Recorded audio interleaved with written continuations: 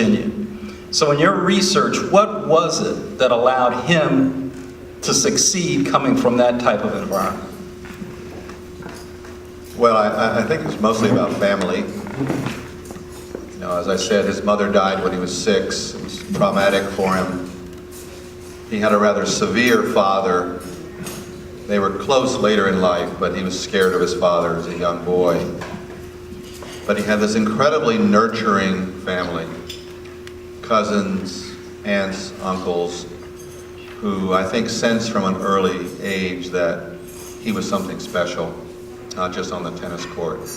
He was so studious, he was always the best student in his class.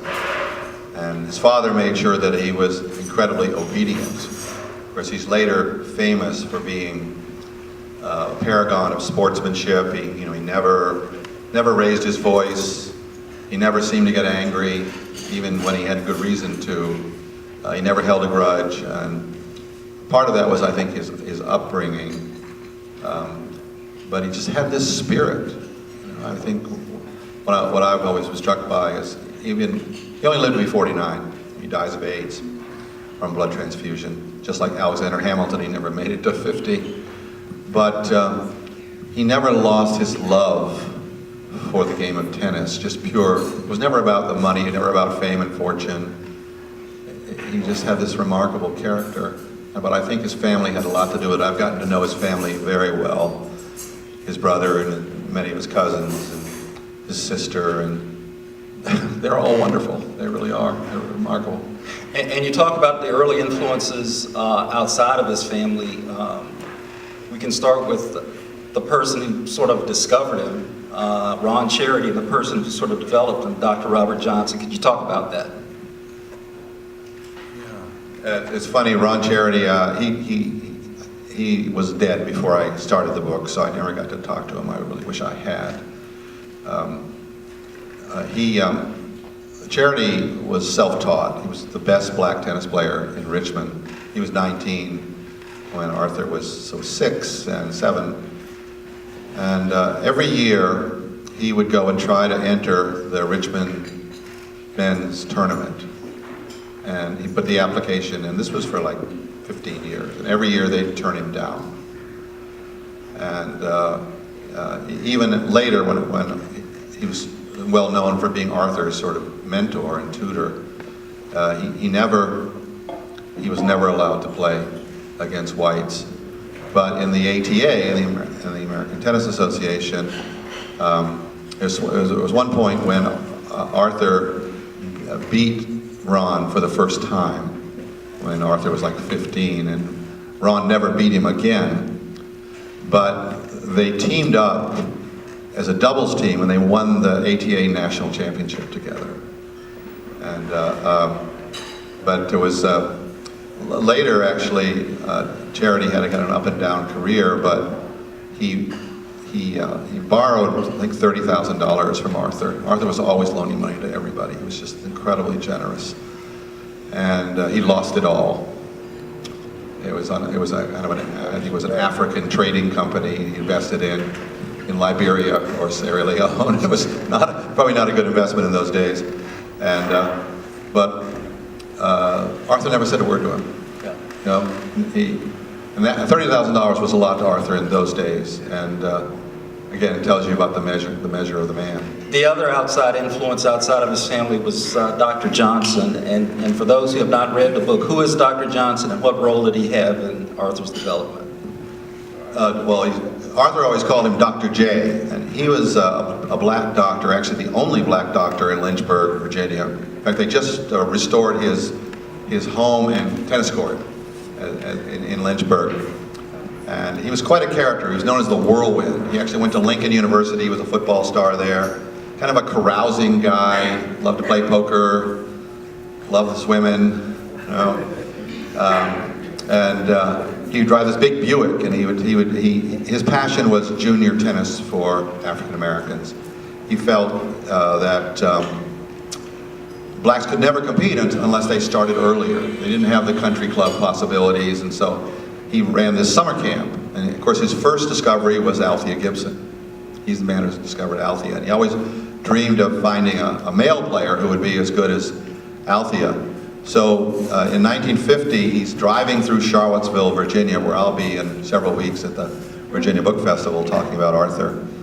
And they used to have the interscholastic championships there. And he stopped to watch the players, and he noticed how good these white high school kids were from all over the country. But he went up to a man who actually ran the port in Norfolk, who was one of the few racial liberals, I'd say, in the white community in those years, 1950 in Virginia, and he said, you know, if I brought a couple of my boys, would you let them play? And he said, well, yeah. So they started playing. And each year he'd bring one or two players from his camp, and they would get destroyed year after year. And he kept thinking, well, if I just keep it up, maybe eventually I'll find a young black boy, who can actually win. In fact, in the late 50s, finally, in the previous years, what they would do, they let them play in the Charlottesville tournament, but they couldn't stay overnight in Charlottesville. So they had to drive all the way back to Lynchburg, and then get up early in the morning and come back to play.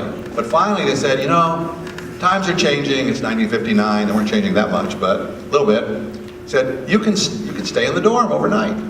So they were really excited. Arthur was one of the kids, and so they stayed in the dorm. They were really excited, and they get up in the morning, and the white coaches had taken all of the white students out. They were gone. It was like a ghost town, except for these three black boys, and kind of disillusioning. But in 1961, just before Arthur went to UCLA, he played in that tournament, and he won. In fact, he just humiliated his white opponents in that.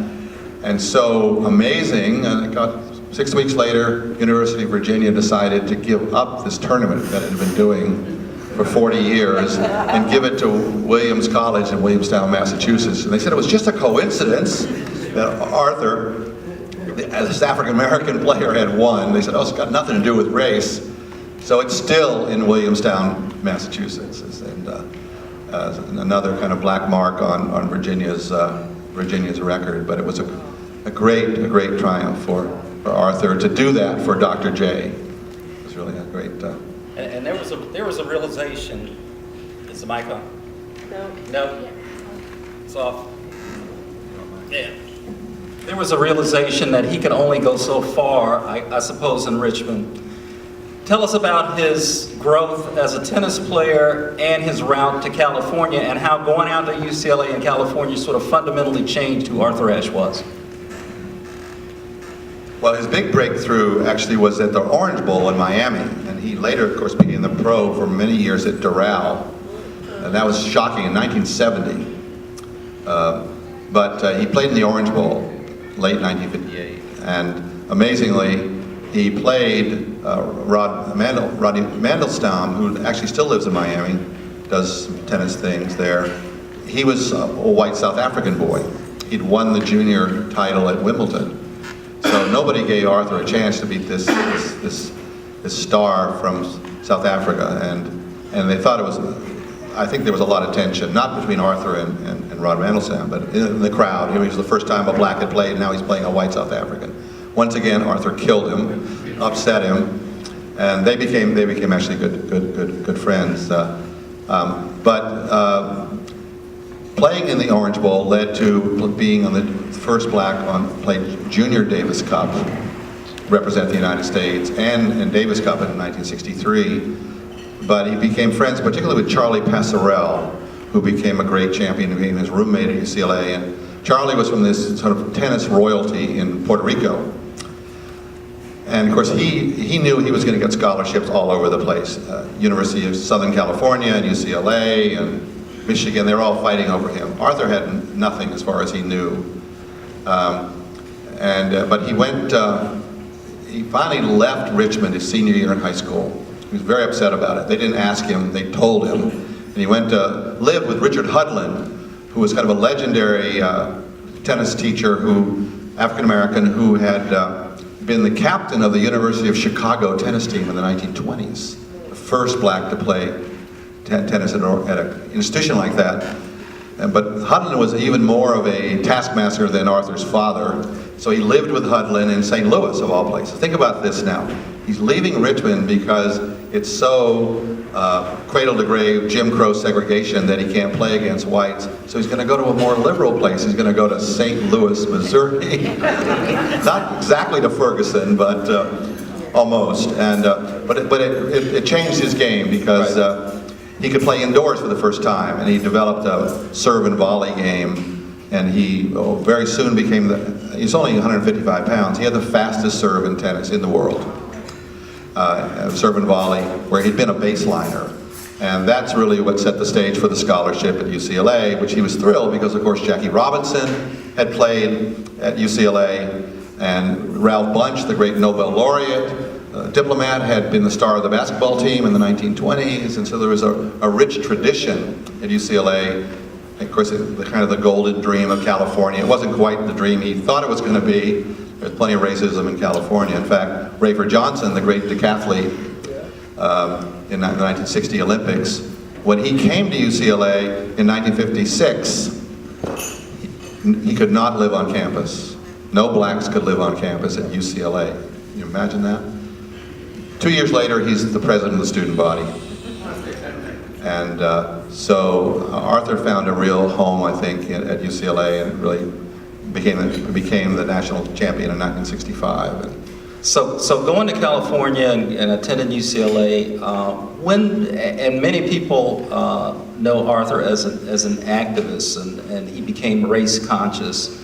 Could you tell us, in your research, how did that metamorphosis go from being sort of this shy, introverted person from Richmond, Virginia, to the transition to being race conscious, and then actually becoming